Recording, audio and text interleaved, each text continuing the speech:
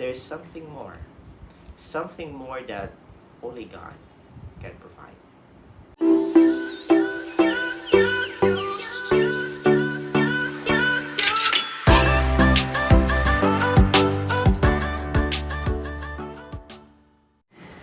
Hello once again, Bethanians. So welcome to my channel. Since my first vlog, we were able to get hold of 50 subscribers. So thank you so much for subscribing.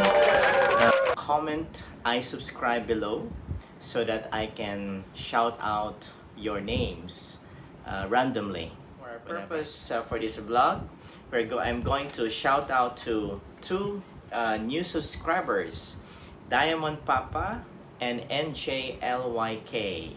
I don't know how to pronounce that, but that's the name that you posted on your channel.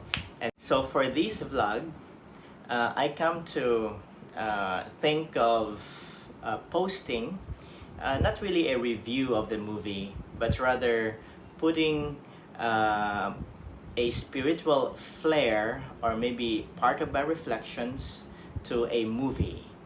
And since we are in the Olympics, I decided to post this wonderful movie that I have watched since I was in college back in the US as I was taking my pastoral year.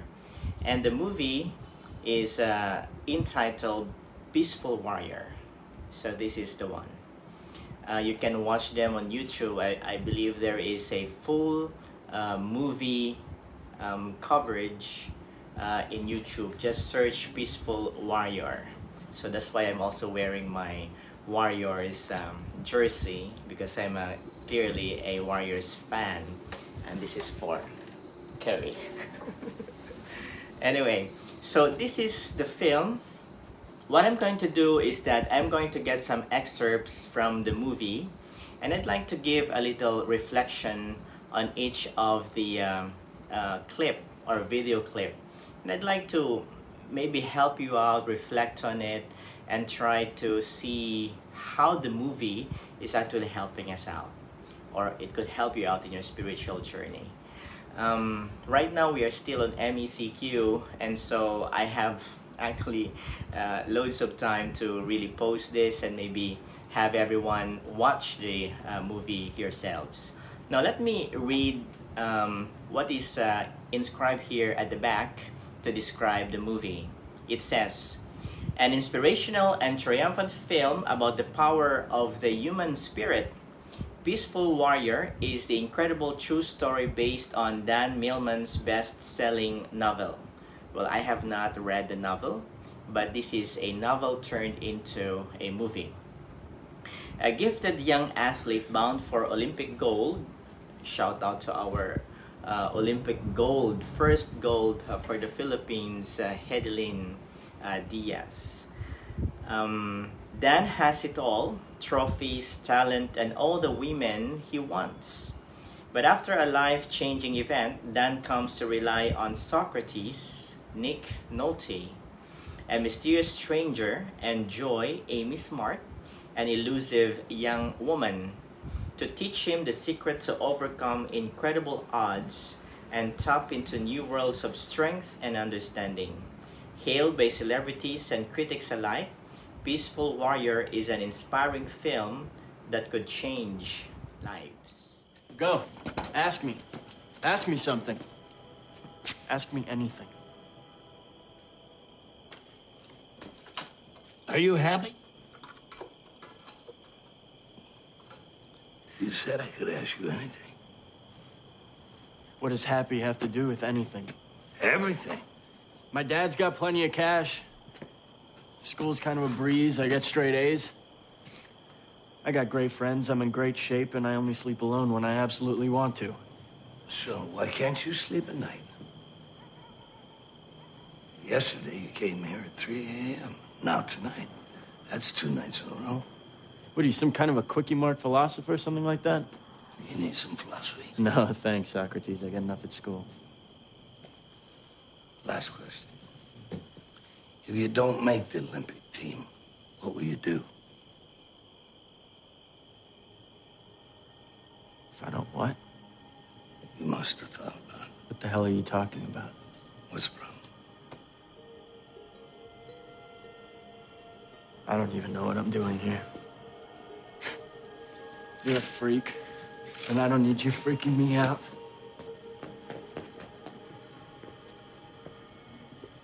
Okay, so you've watched the first clip.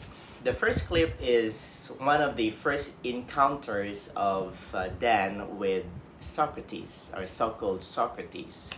Well, Socrates is not the real name of the trainer. It was only the name that Dan gave him because he seemed to be a philosopher. Well, it is also appropriate, so to speak, because Socrates is an ancient philosopher who's known for the words "know thyself," or "an unexamined life is not worth living," which is in fact what Socrates was trying to give to Dan. He was trying to have him reflect and go back to his really life within. And so this part of the movie, which is one of the best moments of the movie, could speak about something like an introspection, the time and moment when we have to ask ourselves certain questions, existential questions at that. And so this clip begins with the question, are you happy? Are you happy? And that question actually stunned him to his core, to such a point that he would ask, what has it to do with anything? And then Socrates surprisingly told him everything.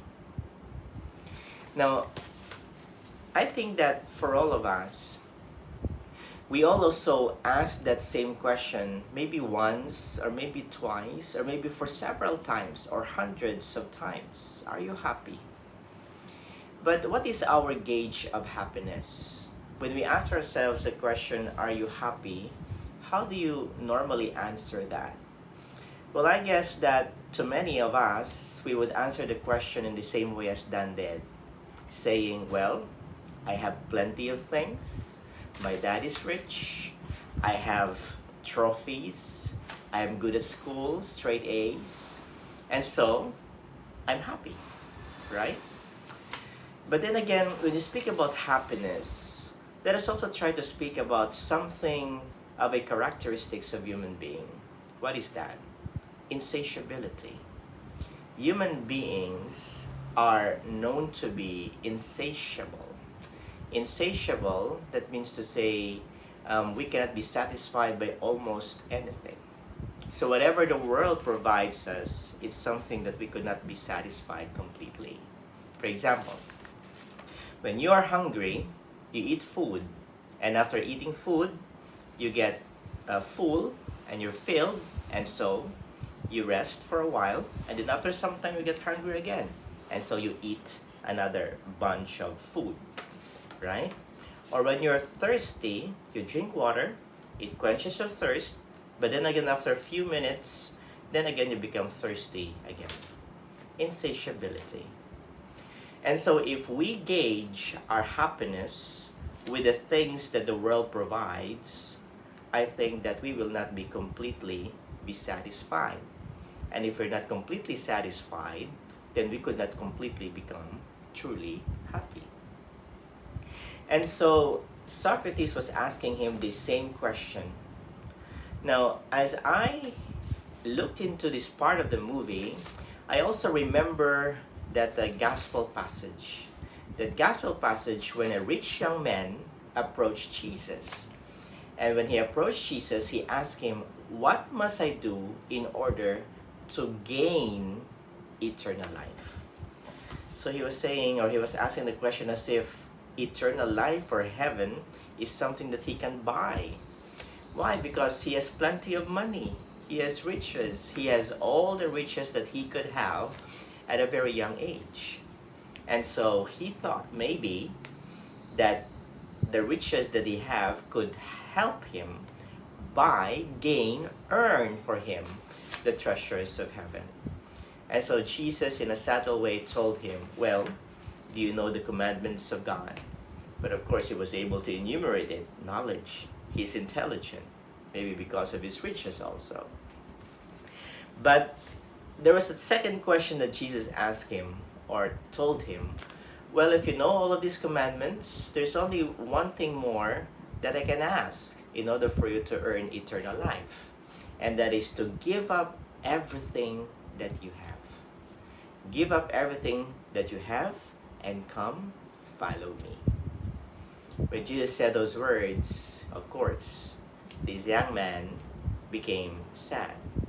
Because as the gospel would tell, or comment, it would say that the man has so much to give up, or that the things that he has, he could not give up at that time.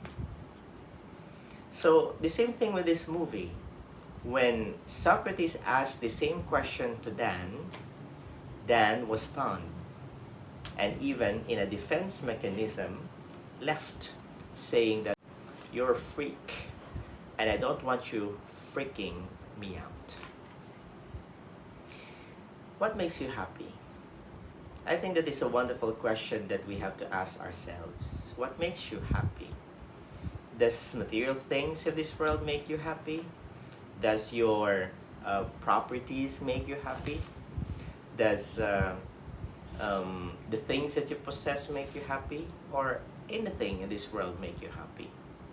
Because if it doesn't, then it simply says, or it's simply telling you deep inside you that there's something more that only God